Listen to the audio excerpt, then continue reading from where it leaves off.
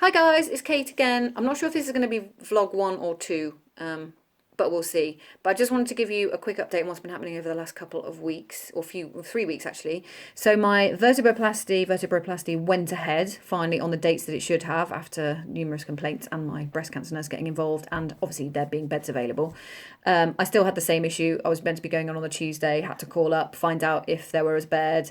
There wasn't in the morning, so had to wait until the afternoon, found out there was a bed, but couldn't get there until the evening. So the dog's doing something, God knows what.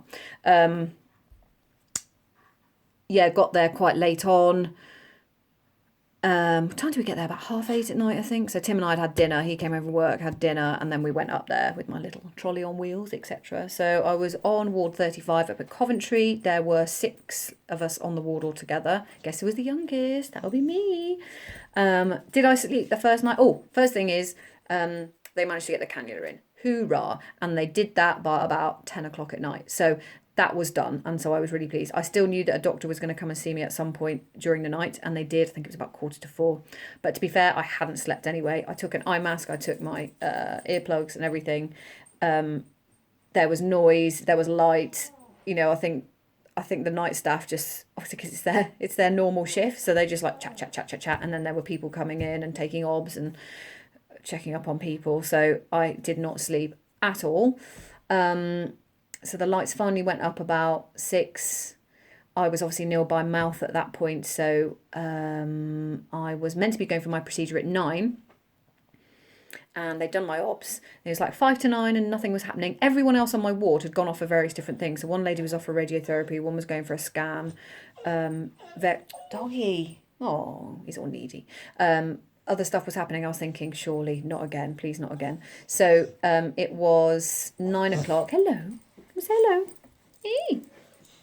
Oh, angel face. It was, ow. It was about 5 to 9. Thanks, dog. Yeah, great. Wave. It was about 5 to 9. And then one of the nurses came up to me and said, your procedure's been put back to, like, I think I was going to be like 10:30, I think she said. I was like, oh, right, okay. So at least I knew it was sort of happening, and that should have meant that Dr. Dillon was in. Anyway, I got called down there, probably about 10.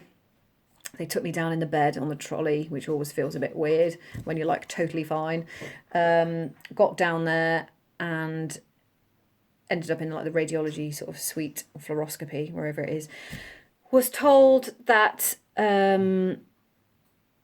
So I had some more obs done, and then, in the morning I'd been given my antibiotics and all of that stuff. I'm not going to go too much into this because I've gabbed on about it far too much before. Got down there. The nurses were really nice, actually, the radiology nurses. There was a student nurse as well. They explained everything that was going to be happening when I was going to be in there, and then I was just waiting. Now, unfortunately, the guy before me was a bit more complicated than they expected. He took longer, and so I didn't end up going through until about 12:15. By this, I was slightly hallucinating because I hadn't eaten or drunk anything since like 8 o'clock the night before. And anyone who knows me knows that I like my food. So that was a bit tough. Anyway, so they said, are you okay to walk through? I was like, yeah. So I walked through. Then they lie me face down on the bed, and then they have to stick something into the cannula so that they can put the drugs through. So, and I also had to have tubes up my nose, oxygen, so they could monitor that. Had a heart monitor, the pulse thing as well on my finger, and a blood pressure. Something to take my blood pressure as well throughout the procedure, because basically I was having a local anaesthetic, but then they were putting me under sedation. And what Dr. Dillon had said to me previously, he came up and did actually apologise for all the hassle that had happened before, bless him. He did say that I think he actually did say that they are quite heavy-handed with the sedation. And he said, I don't mean that in a bad way. He said, but I do mean that you will sort of not really know what's going on, which is what we want. So the nurse was absolutely brilliant to talk me the whole way through it. So I was laid down on my front. They asked me if I wanted a pillow underneath. I had to put my little head, a bit like having a massage, but totally not, head in sort of a bit that was raised, so that there's somewhere where my chin could go. Then they were going to put a pillow under my legs and let me try out that, and I was like, no, it actually just wasn't very comfortable. I had to put my arms above my head because I had to have a CT because I was in the CT scan, so I had to have the CT scan at the same. Oh, bingo wings! Oh, CT scan at the same time, so they could find out exactly where he needed to go in and stuff. And also they do one afterwards just to double check. What he'd also said to me is that if he found anything additional that had happened since my last MRI on my spine, then he would take a call as to whether to put cement in that as well. I was like, all right, okay, but hopefully not. He did say he thought it was very unlikely because I would have been in a lot more pain. So yeah, I was lay flat. Had all this stuff going on. Then there was cold on my back, and it was like the iodine stuff. And they had warned me about that. They put a sheet over my arse, I think. I was allowed at least to wear my pajama bottoms. So that wasn't quite so bad. You're not with your plastic pants or your arse out. So they put something very cold on my back, and then the local anaesthetic went in. So into the back. I was like, but saying that, it all happened quite quickly. So I can't. Yeah, it was a bit stingy, but the sedation, she did say, right, I'm putting the sedation in now. I had to get, she actually slowed down a bit because it was hurting when it went in. Because you shouldn't, when you have a cannula in and they put something into you, you shouldn't be able to feel it. And I could feel it. It was like a bit, it was stinging a bit. And so she just gave it to me a bit more slowly. And she said she was going to, because she was at the head end, a bit like giving birth. She was at the head end, and she would keep an eye on my face. And if she saw me flinch or wake up or anything like that, she would just give me some more sedation. So she said, you should start feeling sleepy in a minute. And I always do this thing when I go under any sort of like sedation or anaesthetic. Well, actually, the first time under sedation, but I've been under generals before, where I'm like, oh, yeah. And I'm almost like starting to try and talk, thinking, oh, yeah, when's this going to happen? And before you know it, it's zoom, gone. The next thing I know, I'm sort of waking up a little bit, and all I can feel is bam, bam, bam, and I can hear him talking, and it just feels like a hammer and chisel going into my back. Oh my god! So they must have seen my face. I was like, ugh, and I think I was trying to say, I can feel it, and I couldn't feel it in terms of pain, but obviously I knew what was going on and could feel that happening. And so the next thing I know, obviously I've gone again. So she's obviously whacked a load more sedation. Effectively, what they do is they have to put 2 boring needles in first. Oh my God. So, like you bore for oil, like those huge tubes. Well, it's not quite that large. But they have to put a needle in into your back, which has got room for another needle to go through that. So that is what they're basically just going bam, bam, bam into your spine. Blah. And then once those are in and they're in place, there's 2 either side, they then put the needle with the cement in and very slowly put that through the bore needle and very slowly put it in. I think it was only about 3 mils, and he said it was quite small. So that's what was happening. The next thing I know, it's finishing. People are sort of tidying up around me. I think I remember Dr. Dillon saying it had gone quite well. They said, can you roll yourself over onto the bed? I was like, cheap date time. So yeah, rolled myself onto my bed. Couldn't really feel anything. And then they wheeled me, I think they just wheeled me back out into sort of like recovery in that sort of day suite bit first. And Dr. Dillon came over and said it had gone well. I probably wouldn't feel any benefit until about a week afterwards. He said a lot of other people would feel benefit pretty quickly, but because I didn't really have a huge amount of pain before I went in because my radiotherapy had helped, I probably wouldn't feel a benefit until about a week later. So then I get wheeled back up to the ward where Brenda, bless her, she was very sweet next to me. She's like, oh, she's back. I was like, oh, yes, I'm back. And I was like, I just needed something to eat and drink. So I was given something to eat and drink eventually. It took a while, actually, to be fair. I think it was a tuna sandwich. I think I had the option of a full English, and I don't even know why I didn't go for that. Because by the time I got out, it was gone one. Of course, my parents and Tim wondering what the hell was happening, because in theory I was meant to be going down at 9. I told them it had been delayed until 10:30. But then when I got down there, I was then obviously waiting for another sort of at least hour and a half. And so everything was delayed, and they didn't know that because so I didn't take my phone down to the procedure with me. So they were like, oh my God, what the hell's going on? The afternoon then I was sort of, obviously I had my obs checked and stuff. I was sort of in and out of sleep a bit because obviously I've not slept the night before.